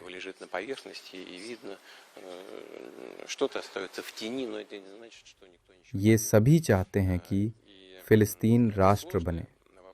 कुछ देश खुलकर मदद को सामने आए तो कुछ देश शैडो की तरह काम कर रहे हैं। Но стремиться надо именно к этому, к созданию палестинского государства. ये कहना कि किसी ने कुछ नहीं किया ठीक नहीं है। ये एक जटिल समस्या है, दशकों से उलझी हुई। इसका समाधान रातों रात नहीं हो सकता। हम एक स्वतंत्र फिलिस्तीन राष्ट्र चाहते हैं। Самое важное, что было сделано в процессе последних шагов по урегулированию в Газе. И, на мой взгляд, было бы... हाल ही में बंधकों की रिहाई को लेकर राष्ट्रपति ट्रंप ने जो किया है वो गाजा के पुनर्वास के लिए अच्छा कदम है। मैं मानता हूं कि ये सही होगा कि गाजा को एकजुट करके यूएन का सदस्य होने के नाते हम अपने मित्र देशों के साथ हमेशा इस चर्चा में भाग लेते हैं। Такие варианты есть, такие варианты обсуждаются и арабскими странами, и с соседями, и не только, и в Штатах обсуждается, я знаю. Ну, и мы в рамках Организации Объединенных Наций, мы всегда были участниками этого процесса и продолжим эту работу вместе с нашими друзьями. Right. आपके पर्सनल जर्नी की बात करते हैं। आप बहुत साल पार में रहे, लेकिन आप केजीबी में भी थे, इंटेलिजेंस कम्युनिटी के एक बहुत ही इम्पोर्टेंट शख्स हैं। अगर आपसे पूछा जाए कि दुनिया में जितने भी इंटेलिजेंस एजेंसीज है उसमें सबसे स्ट्रॉन्ग, सबसे पावरफुल, सबसे अच्छा एजेंसी कौन सा है? मैं जानती हूँ आप रूस कहेंगे, लेकिन रूस को दूसरा अगर छोड़े तो कौन सा दूसरा ऐसा इंटेलिजेंस एजेंसी जो बहुत अच्छा है और CIA उनके मुकाबले कैसा खड़ा नजर आता है आपको? Есть несколько таких мощных разведывательных служб в мире. देखिए, विश्व में कई शक्तिशाली खुफिया एजेंसियां हैं।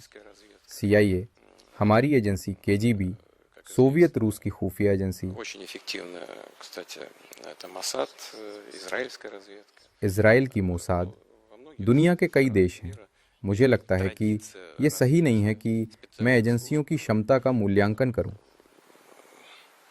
Знаете, мне, наверное, лучше не давать लेकिन मैं अपनी एजेंसी KGB के काम से खुश हूं। чужих разведок.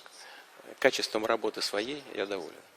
राष्ट्रपति पुतिन, देखिए आपके शुरुआती दिनों में हमेशा चर्चा होती है कि व्लादिमीर पुतिन जो नेता आज बने हैं तो उनके पीछे का प्रभाव क्या रहा, कौन सी चीजें थी जिन्होंने उनको शेप किया? केजीबी के आपके डेज जब आपने एक बतौर एक स्पाई के तौर पर काम किया, आप केजीबी के साथ जुड़कर ईस्ट जर्मनी में आपने काम किया था, या फिर उसके बाद आप सेंट पीटर्सबर्ग गए, फिर वहां से आप मॉस्को आए, येल्सिन के साथ काम किया, आपकी जिंदगी के किस फेज ने आपको वो नेता बनाया जो आज आप हैं? Семья, в которой я жил и в которой я родился. मेरा Мои परिवार, родители, окружение ближайшее. जिस परिवार में मेरा जन्म हुआ, Прежде всего, формирование. जिनके बीच में पला बढ़ा, मुझे लगता है कि इन सब ने मिलकर मुझे वो बनाया है Ну и जो потом, मैं आज конечно, हूँ। все. Социальная обстановка, это коллеги, это, как вы совершенно точно और जो आपने работа в органах मेरे खुफिया एजेंट करियर के बारे में कहा, там очень वहाँ सख्त अनुशासन रहता है। आपको अपनी मातृभूमि की रक्षा करनी है связанная और यही прежде всего с हर защитой खुफिया интересов एजेंट का Родины. उद्देश्य होता है। На это направлены все हालांकि मैं उस программы दौर को कई साल पहले союзной पीछे छोड़ आया हूँ, разведки. И я жил в этой среде много лет. राष्ट्रपति पुतिन, आपके कई इंटरव्यूज हम लोग देख रहे थे, रिसर्च कर रहे थे आपके, तो मैंने देखा आपका इंटरेक्शन था एक बच्चों के साथ, और बच्चे में से एक छोटी बच्ची आपसे पूछती है कि आपके जीवन का सबसे दुखदाई शैटरिंग एक्सपीरियंस क्या रहा। आपने कहा सोवियत यूनियन का टूटना, द डिसइंटीग्रेशन ऑफ यूएसएसआर। वो कैसे इसने आपको कैसे प्रभावित किया, और अगर वाकई ऐसा है तो आपकी क्या सोच है रशिया को लेकर? आपका फ्यूचर का विजन क्या है रशिया के लिए? Повлияло в том смысле, что इसका प्रभाव कुछ इस तरह पड़ा कि हमें हमेशा घटनाओं और उनके परिणामों को सावधानी से देखना और समझना चाहिए। ये पहली बात थी। दूसरी, जो बेहद महत्वपूर्ण है, वो ये कि ये सिर्फ सोवियत संघ पर ही लागू नहीं होता, बल्कि रूस पर भी उतना ही लागू होता है, क्योंकि एक समय बाद सोवियत संघ को लगने लगा था कि वो इतना शक्तिशाली है कि उसके नेतृत्व और व्यवस्था को कोई चुनौती नहीं दे सकता। руководители, да и вообще, может быть, даже и простых граждан, исходили всегда из того, что он такой огромный, такой великий, что ничего, никогда, ни при каких обстоятельствах с ним не может случиться. И вот состояние такого величия... आम नागरिक भी यही समझते थे कि सोवियत संघ इतनी बड़ी ताकत है कि किसी भी परिस्थिति में कोई उसका कुछ बिगाड़ नहीं पाएगा। अति विश्वास की यही गलती एक के बाद एक गलतियां करवाती गई, और फिर एक समय ऐसा आया जब हालात काबू से बाहर हो गए। कुछ और देश भी आज ऐसी ही गलतियां कर रहे हैं। Are you going to name them? Нет. Okay, but we go back to Okay. USSR, sir, because you talked about how one mistake was rolling into another. Whom do you hold responsible for this situation? I mean, you're talking about people also who thought that probably it'll never happen with us. There'll never be any disintegration. But I'm sure you must have seen the Gorbachev years. You saw how Yeltsin went on. Whom do you hold responsible? What was the phase in which decisively USSR was disintegrating, breaking up? Здесь я бы не стал сейчас искать виноватых. मैं किसी पर более виноватых. आक्षेप लगाना नहीं चाहता Сложилась такая система, और ना ही किसी को दोष दूंगा। способная वो व्यवस्था ही ऐसी थी कि नहीं चल पाई। думать именно над этим. Не искать, हमें ये स्वीकार करना होगा, а думать, बजाय ये सोचने की которая कौन दोषी था। не просто охранять, हमें ऐसी व्यवस्था बनानी चाहिए а занимать जो खुद की रक्षा कर सके। И если такая система будет अगर हमने ऐसा सिस्टम बना लिया तो वो पर्याप्त होगा। и эффективной. प्रेसिडेंट पुतिन, डिसइंटीग्रेशन नहीं तो क्या आप रीइंटीग्रेशन चाहेंगे? क्या आप चाहेंगे कि जो पुराना सोवियत यूनियन है वैसा ही हो? क्योंकि कई सारे रिपोर्ट्स आते हैं। Интеграцию чего? Советского Союза? किसका एकीकरण? Нет, конечно. सोवियत संघ का? Просто исключено. नहीं, У нас и कतई नहीं। целей быть не может. और हमारा ऐसा कोई लक्ष्य नहीं Вы है। знаете, есть еще вопрос целесообразности. Это в сегодняшних условиях нецелесообразно. और इसका कोई औचित्य भी नहीं बनता, क्योंकि ये रूसी संघ की राष्ट्रीय और धार्मिक स्थिति को बदल देगा। इसका कोई मतलब नहीं होता। Национальные и религиозные серьезный состав населения Российской Федерации. Это нецелесообразно. फिर आपको ये तो वेस्टर्न मीडिया को बताना चाहिए ना, जो हर दूसरे दिन एक खबर डाल देते हैं जहाँ पे कहते हैं कि आप चाहते हैं कि आप देशों को एनेक्स करना चाहते हैं ताकि पुराना सोवियत यूनियन फिर से बना पाए। मैं जो कहता हूँ वो सुनना नहीं चाहते। मैं यहाँ बोल रहा हूँ, लेकिन वो सिर्फ अपनी सुनते हैं। वो वही सुनते हैं जो उन्हें पसंद आता है। और यही नहीं, ये लिखा जाता है कि आप वापस वो एम्पायर बनाना चाहते हैं और उसके आप राजा बनना चाहते हैं। कुछ लोग इस तरह की बातें कहते रहते हैं। उन्हें अपनी जनता को डराना होता है। ग्लोबल मीडिया में वो अपने एकाधिकार का गलत इस्तेमाल कर रहे हैं। ये लोगों की राय को प्रभावित करने की चालबाजी है। उनका मकसद सिर्फ रूस के खिलाफ अपनी आक्रामक नीति को जायज ठहराना है। Then if you're different, how would you, Vladimir Putin, summarize Vladimir Putin's life and ideology? अपनी जिंदगी को संक्षेप में बताना बहुत जल्दी होगा, लेकिन मेरे पास अभी कुछ काम बाकी है। क्योंकि अंजना आपके जर्नी के बारे में पूछ रही थी, तो भारत को लेकर अगर हम आपसे पूछें, आपने कई सारे भारतीय प्रधानमंत्रियों के साथ काम किया। ऐसा कौन सा मौका, ऐसा कौन सा इंसिडेंट है या फिर ऐसे कौन से प्रधानमंत्री है जिसकी वजह से आज भारत और रूस के जो रिश्ते हैं वो इतने मजबूत हैं? आपने मुझसे दूसरे देश के दूसरे नेताओं के बारे में बताने के लिए कहा है। मुझे खुशी है। आप जानते हैं, मुझे नहीं लगता कि ये बहुत दूर की बात है। अब हम भारत के प्रधानमंत्री नरेंद्र मोदी के साथ काम कर रहे हैं। सच में हमारे बहुत भरोसेमंद और दोस्ताना संबंध हैं। वो इस मामले में बहुत भरोसेमंद इंसान है। मैं बहुत ईमानदारी से बोल रहा हूँ। भारत खुशकिस्मत है, वो हिंदुस्तान में रहते हैं, वो भारत को जीते हैं। मैं उनसे बात करता हूँ और मैं उन्हें जानता हूँ। मुझे उम्मीद है कि वो मुझसे नाराज नहीं होंगे।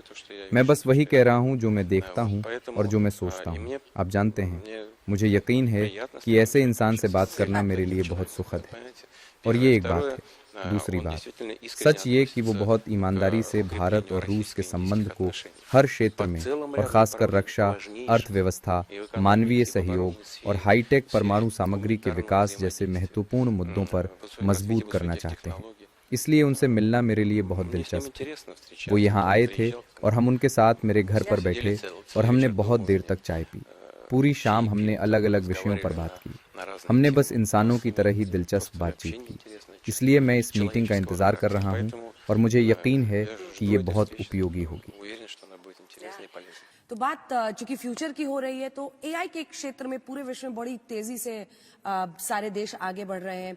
एक तो एआई को आप क्या मानते हैं, फोर्स ऑफ केओस या फोर्स ऑफ गुड, यानी उससे अच्छा होगा मानवता का, या फिर आपको लगता है कि वो बहुत बड़ा डिसरप्टर, मतलब पूरी तरह से एक तबाही का कारण दुनिया में बन सकता है? और एक एआई वेपन्स वॉर, यानी एआई हथियारों का युद्ध इस वक्त रेस चल रही है, उसमें रशिया कहाँ है? Ну, вы знаете, это так же, как любые достижения прогресса. Это может быть и злом, это может быть и благом. Ясно, что это आप जानते हैं, такой сквозная किसी भी दूसरी तरक्की की तरह ये अच्छा और बुरा दोनों हो सकता है। совершенно в ближайшее время приведет к изменению ये सच жизни है। всего человечества. ये साफ है कि ये एक क्रॉस कटिंग टेक्नोलॉजी है जो एक आम इंसान की जिंदगी बदल लेती है, और बेशक आने वाले समय में ये पूरी इंसानियत की जिंदगी को भी बदल लेगी। और जो लोग इस टेक्नोलॉजी को सबसे पहले और सबसे असरदार तरीके से इस्तेमाल करेंगे, उन्हें इकोनॉमी में, डिफेंस में, हर क्षेत्र में, शिक्षा और साइंस में, हेल्थ केयर में, हर जगह बहुत ज़्यादा आर्थिक फायदा होगा। लेकिन मुझे कहना होगा कि अगर आप कर सकें, क्योंकि इन सभी सेक्टरों में आर्टिफिशियल इंटेलिजेंस टेक्नोलॉजी का असरदार इस्तेमाल कई गुना ज़्यादा प्रभाव डालेगा। इसके कुछ नुकसान भी हैं, खासकर इसके बारे में पूरी तरह से जानते हुए। हकीकत ये है कि ये सब सिर्फ सभी बड़े डेटा सेट की प्रोसेसिंग पर आधारित है। ये इसके बारे में है। खैर, यहाँ बात आती है लोगों के पर्सनल डेटा की। पहली बात है कि स्वाभाविक रूप से हमें इसके लिए कदम उठाने होंगे। सुरक्षा और बचाव की गारंटी देनी होगी, मानव अधिकारों की गारंटी देनी होगी। लेकिन यहाँ एक और बहुत ज़रूरी बात यह है कि जिन लोगों के पास ये डेटाबेस हैं, असल में वो एआई और मोबाइल टेक्नोलॉजी की क्षमता का इस्तेमाल कर सकते हैं। वो लोगों के भविष्य को एक आकार दे सकते हैं। Они, по сути, через свои возможности, через возможности развивающихся вот этих технологий, могут формировать, по сути, мировоззрение. प्रेसिडेंट पुतिन, मैं आपको लॉन्जेविटी वाले जो आपने मेंशन किया था उसी पर वापस लेके जाना चाहती हूँ। आपका एक हॉट माइक मोमेंट था चीन में, चीन के राष्ट्रपति शी जिनपिंग के साथ, जहाँ पे आपने लंबी उम्र की बात की, ट्रांसप्लांट्स की बात की, बायो हैकिंग की बात की। आपको क्या लगता है कि क्या ये संभव है कि एक इंसान हमेशा के लिए जिंदा रहे, या ये अचीवेबल है, या अमर हो जाए, या क्या ये अचीवेबल है? Все конечно. हर चीज का एक अंत होता है। सिर्फ भगवान ही हमेशा रहने वाले हैं। वाकई हम उम्र को लंबा कर सकते हैं, ये सच है। 77 साल पहले भारत में एक इंसान की औसत उम्र 31 साल थी और अब ये करीब 70 साल है। हेल्थ केयर से ऐसा हो सकता है। भारत में बच्चों की मौत 4 गुना कम हो गई है। ये हेल्थ केयर का ही नतीजा है और मैं इसके लिए आपको बधाई देता हूँ। अगर हम हेल्थ केयर में एआई का इस्तेमाल करें और अगर इसका इस्तेमाल मेडिकल दवाएं बनाने के लिए किया जाए, मिसाल के तौर पर अगर वो जेनेटिक इंजीनियरिंग का इस्तेमाल कर रहे हैं, तो इसका असर ज़बरदस्त होगा। फिर भी सभी चीज़ों का अंत होता ही है।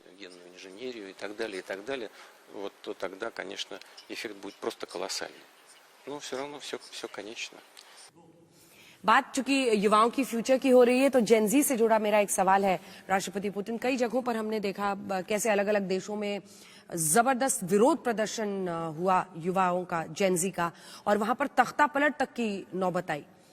आप अपने देश में जेनजी में, और मैं आपकी उम्र पर कोई टिप्पणी नहीं कर रही हूं, आप अपने देश में जेनजी से, यूथ से कैसे कनेक्ट करते हैं?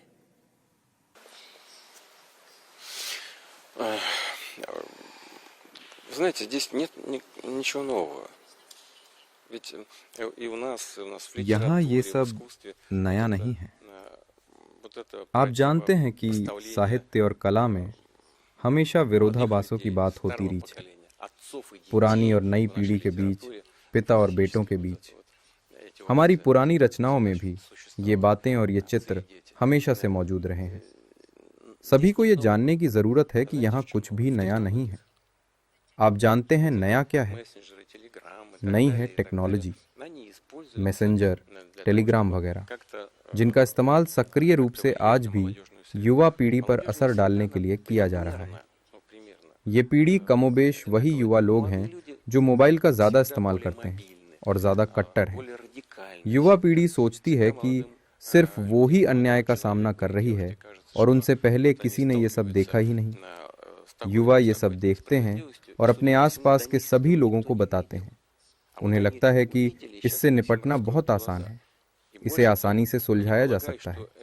लेकिन जब व्यक्ति ज्यादा समझदार हो जाता है और खुद कुछ बदलने की कोशिश करता है, तो उसे पता लगता है कि जिसका हल ढूंढना वो आसान समझ रहे थे, वो उतना आसान है नहीं जितना पहली नजर में लगता है।